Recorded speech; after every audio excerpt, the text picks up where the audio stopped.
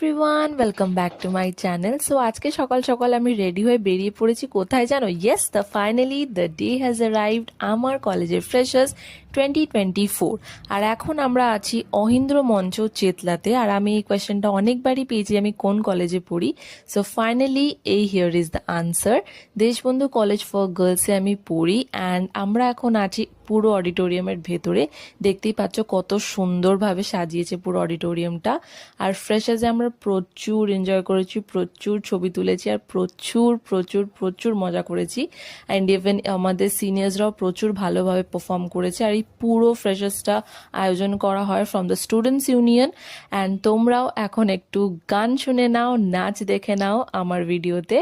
So আজকের জন্য এতটাই। সো চলো, দেখা হচ্ছে আবার পরের ব্লগে। এনজয়।